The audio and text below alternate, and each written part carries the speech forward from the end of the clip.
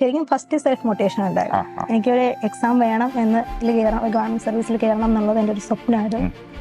Daily എക്സാംസുകൾ എഴുതി ഒരു exam പോലും ഞാൻ എൻ്റെ ഹിസ്റ്ററി നോക്കിയാൽ അറിയാൻ പറ്റും. ഒരു എക്സാം ഞാൻ മുടക്കിയിട്ടില്ല. Daily exams, weekly exams, monthly exams എല്ലാം ഞാൻ അറ്റൻഡ് ചെയ്തിട്ടുണ്ട്. നോർമലി ഒരു ഡിസീസ് കൊണ്ടോ അല്ലെങ്കിൽ കുഞ്ഞുങ്ങളെ പ്രശ്നം കൊണ്ടോ ഒരു പ്രശ്നം കൊണ്ട് ഒരു പരീക്ഷ മുടക്കിയിട്ടില്ല. ഇല്ല, എക്സാംസ് ഒന്നും മുടക്കിയിട്ടില്ല. അത് എക്സലന്റ് ആണ് മോളെ കേട്ടോ. ഞാൻ ഓരോ മോക്കിൻ്റെ എക്സാം ആണെങ്കിൽ പോലും അത് എൻ്റെ എക്സാം ഹാളിൽ നിന്ന് എഴുതുന്ന എക്സാം പോലെയാണ് കണക്ക് കൂട്ടിയതും മാർക്ക് കാൽക്കുലേറ്റ് ചെയ്യുന്നതും. ആ മാർക്കിൽ കുറവ് വന്നാൽ പോലും ഞാൻ കണക്കാക്കിയിട്ടുള്ളത്. നമ്മൾ ഡെയിലി ആ ഒരു ഒപ്പിടുന്ന ദിവസം സങ്കല്പിച്ചുകൊണ്ട് എല്ലാ ദിവസവും എഴുന്നേക്കുക.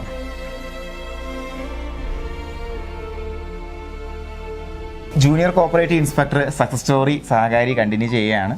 അപ്പോൾ ഇന്ന് നമ്മൾ പരിചയപ്പെടുന്നത് വളരെ സ്പെഷ്യലായിട്ടുള്ളൊരു വ്യക്തിയാണ്. അപ്പോൾ കേരള ബാങ്കിലും അതുപോലെ JSIയിലും. ആദ്യം മോള് JSIയിലല്ലേ വരുന്നേ സഹകാരിയിലേക്ക് അല്ലേ? ജൂനിയർ കോപ്പറേറ്റീവ് ഇൻസ്പെക്ടറാണ് വേണ്ടി വരുന്നത്. അപ്പോൾ JSIയിൽ എത്രാമത്തെ റാങ്ക് നമുക്ക് സെക്യൂർ ചെയ്യാൻ പറ്റി? എനിക്ക് 57ാമത്തെ റാങ്ക് സെക്യൂർ ചെയ്ത നമ്മുടെ റെജിന ആണ് നമ്മളോടൊപ്പം ഉള്ളത്. അപ്പോൾ വലിയൊരു മത്സരമാണ്. വലിയ മത്സരം എന്ന് പറയുമ്പോഴത്തേക്ക് നമുക്ക് മനസ്സിലാക്കാൻ പറ്റും. ഒരു 60,000-ന് മുകളിൽ ആൾക്കാർ വന്ന മത്സരത്തിൽ നമുക്ക് 57ാമത്തെ റാങ്ക് എത്തി നിൽക്കുക എന്ന് പറയുമ്പോഴത്തേക്ക് വലിയൊരു അച്ചീവ്മെൻ്റ് ആണ്. രചന, ഈ ഒരു ഇത് ശരിക്കും പറഞ്ഞാൽ എനിക്ക് തോന്നുന്നു ഒരു ഡ്രീം റൺ ആണല്ലേ? അപ്പോൾ ഈ ഡ്രീം റണ്ണിന് ശരിക്കും പ്രചോദനം നൽകിയാരാണ്? ആദ്യത്തെ പ്രചോദനം ശരിക്കും ഫസ്റ്റ് സെൽഫ് മോട്ടിവേഷൻ ഉണ്ടായിരുന്നു. എനിക്കൊരു എക്സാം വേണം എന്ന് ഗവൺമെൻറ് സർവീസിൽ കയറണം എന്നുള്ളത് എൻ്റെ ഒരു സ്വപ്നമായിരുന്നു. അങ്ങനെ ഞാൻ നോട്ടിഫിക്കേഷൻ വരുന്ന സമയം തന്നെയാണ് യൂട്യൂബ് ക്ലാസ്സുകൾ, സീരീസുകൾ കണ്ടു തുടങ്ങി. യൂട്യൂബ് ക്ലാസ്സിലാണ് രാജേഷ് സാറിൻ്റെ ക്ലാസ്സിലൂടെ ഞാൻ എത്തുന്നത്. ഓക്കെ, അവിടെ നിന്ന് തന്നെയാണ് വെബിനാറിൽ പങ്കെടുത്ത്, സഹകാരിയുടെ വെബിനാറിൽ പങ്കെടുത്ത് അങ്ങനെയാണ് ഞാൻ ഈ സഹകാരിയിലോട്ട് എത്തിച്ചേരുന്നത്. അപ്പോൾ ആ ഒരു തീരുമാനത്തിലേക്ക് നമ്മൾ എത്തുന്നു. എത്തിയപ്പോൾ എന്താണ് നമ്മളെ സ്വാധീനിച്ച ഘടകം? സാറിൻ്റെ വെബിനാറിൽ പങ്കെടുത്ത സമയത്ത് സാർ എന്നോട് ഒരു കാര്യം പറഞ്ഞിട്ടുണ്ടായിരുന്നു. ഞാൻ പറയുന്നത് കേൾക്കുക, നിങ്ങൾ ഞാൻ പറയുന്നത് പോലെ ചെയ്യുകയാണെങ്കിൽ നിങ്ങൾ നല്ലൊരു ഗോൾ അച്ചീവ് ചെയ്യുമെന്ന് പറഞ്ഞായിരുന്നു. ആ ഒരു കാര്യം ഞാൻ അതുപോലെ പ്രാവർത്തികമാക്കി. ഡെയിലി എക്സാംസുകൾ എഴുതി ഒരു എക്സാം പോലും ഞാൻ എൻ്റെ ഹിസ്റ്ററി നോക്കിയാൽ അറിയാൻ പറ്റും. ഒരു എക്സാം ഞാൻ മുടക്കിയിട്ടില്ല. Daily exams, weekly exams, monthly exams എല്ലാം ഞാൻ അറ്റൻഡ് ചെയ്തിട്ടുണ്ട്.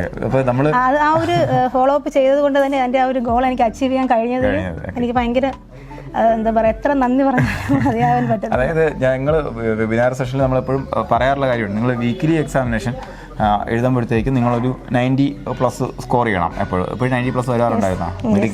എനിക്ക് ഫുൾ 100 ഔട്ട് ഓഫ് 100 ആണ് ഞാൻ ലക്ഷ്യം വെച്ച് എഴുതുന്നത്. 1 മാർക്ക് കുറഞ്ഞാൽ പോലും എനിക്ക് ഭയങ്കര ടെൻഷനായി. അപ്പോൾ ഇതിനകത്ത് ഞാൻ എപ്പോഴും പറയാം, എന്നിട്ടും നിങ്ങൾ എല്ലാ വീക്കിലി എക്സാമിനേഷനും എഴുതിയിട്ട് നിങ്ങൾ 90-നും 95-നും ഇടയ്ക്ക് മാർക്ക് മേടിച്ചിട്ട് നിങ്ങൾക്ക് ജോലി കിട്ടിയില്ലെന്നുണ്ടെങ്കിൽ ഫീസ് തരാനുള്ള കോൺഫിഡൻസ് എനിക്ക് തിരിച്ചു തരാനുള്ള കോൺഫിഡൻസ് എനിക്കുണ്ടെന്ന് ഞാൻ പറയാറുണ്ട്. അപ്പോൾ എന്നിട്ട് നമ്മൾ പറയും 1-2 വീക്കിലി എക്സാമിനേഷൻ വിട്ടാലും കുഴപ്പമില്ലെന്ന് പറയും. കാരണം മനുഷ്യരല്ലേ അല്ലേ, ചിലപ്പോൾ നമുക്ക് പറ്റിപ്പോകും.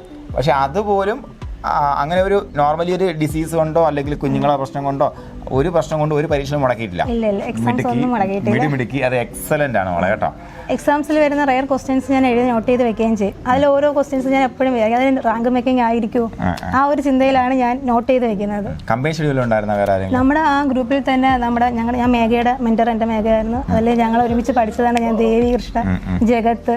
പക്ഷെ ഞങ്ങൾ എല്ലാവരും നല്ലൊരു പൊസിഷനിൽ റാങ്ക് വാങ്ങിയപ്പോൾ തന്നെ ഞങ്ങൾക്ക് ഭയങ്കര, ജഗത്ത്, ദേവിയൊക്കെ ഞങ്ങൾ കണ്ടിന്യൂസ് ഞങ്ങൾ ഒരുമിച്ച് പഠിക്കുന്നവര്. ഞങ്ങൾക്കൊരു ഓൺലൈനായിട്ട് ഞങ്ങൾക്ക് തോന്നിയിട്ടില്ല. ഞങ്ങൾ ഒരുമിച്ച് എപ്പോഴും ഡൗട്ടുകൾ ക്ലിയർ ചെയ്യും. ദേവി കൃഷ്ണയ്ക്ക് കേരള ബാങ്കിൽ 59 റാങ്ക്, ജഗത്തിന് 9 റാങ്ക് ഉണ്ട്. അപ്പോൾ അതൊക്കെ നമ്മളൊപ്പം ഞങ്ങൾ എല്ലാവരും ഒരുമിച്ച് നല്ലൊരു ഇവിടെ വളർത്തിയെടുക്കാൻ നിങ്ങൾക്ക് പറ്റിയെന്നുള്ളതാണ് അല്ലേ?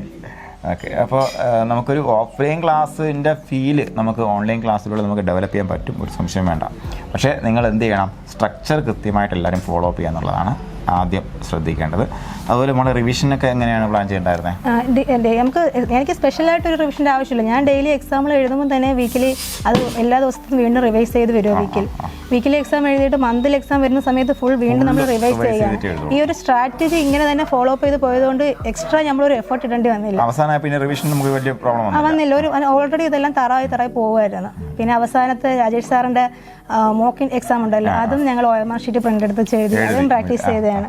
അതുകൊണ്ട് തന്നെ ആ ഒരു എന്താ പറയുക, എക്സാം ഫിയർ, എക്സാം റൂമിൽ നമ്മൾ ഇരിക്കുമ്പോൾ ഉണ്ടാകുന്ന ആ ഒരു ടെൻഷൻ അല്ല. ഞാൻ ഓരോ മോക്കിൻ്റെ എക്സാം ആണെങ്കിൽ പോലും അത് എൻ്റെ എക്സാം ഹാളിൽ നിന്ന് എഴുതുന്ന എക്സാം പോലെയാണ് കണക്ക് കൂട്ടിയതും മാർക്ക് കാൽക്കുലേറ്റ് ചെയ്യുന്നതും. ആ മാർക്കിൽ കുറവ് വന്നാൽ പോലും ഞാൻ കണക്കാക്കിയിട്ടുള്ളത്.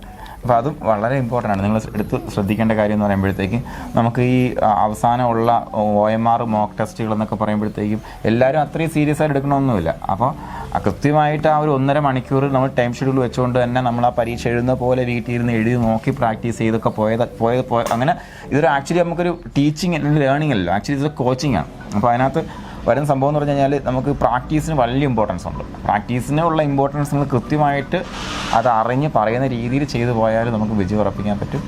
അപ്പോൾ നമ്മുടെ ഇനി വരാൻ പോകുന്ന കുട്ടികൾക്ക് വേണ്ടിയിട്ടുള്ളൊരു മെസ്സേജ് കൊടുത്താൽ എന്തായിരിക്കും? എനിക്ക് പറയാനുള്ള മെസ്സേജ് എന്ന് പറഞ്ഞാൽ എക്സാംസ് നമ്മളിപ്പം ഒരു ലക്ഷ്യം നമ്മൾ ഡെയിലി ആ ഒരു ഒപ്പിടുന്ന ദിവസം സങ്കല്പിച്ചുകൊണ്ട് എല്ലാ ദിവസവും എഴുന്നേക്കുക. പിന്നെ കിട്ടുന്ന നോട്ട്സ് എത്രത്തോളം നമുക്ക് കിട്ടുന്നത് അതത്രയും നമ്മൾ യൂസ് ചെയ്യുക. ഓരോരുത്തർ പറയും സ്പൂൺ ഫീഡിംഗ് ആയിട്ട് കിട്ടിയിട്ടാണല്ലോ എന്ന് പറയും. പക്ഷേ അത് മാക്സിമം യൂസ് ചെയ്യാനും കൂടെ നമ്മൾ ശ്രമിക്കണം. നമുക്ക് എത്രത്തോളം റാങ്ക് മേക്കിംഗ് ക്വസ്റ്റ്യൻസ് കിട്ടും അത്രയും നമ്മൾ യൂസ് ചെയ്തുകൊണ്ട് നമുക്ക് ആ ലക്ഷ്യം നേടിയെടുക്കാൻ വേണ്ടി നമ്മൾ മുന്നോട്ട് പോവുക. അതാണ് എനിക്ക് പറയാനുള്ളത്. എല്ലാ കുട്ടികളും വിജയാശംസകൾ. Thank you.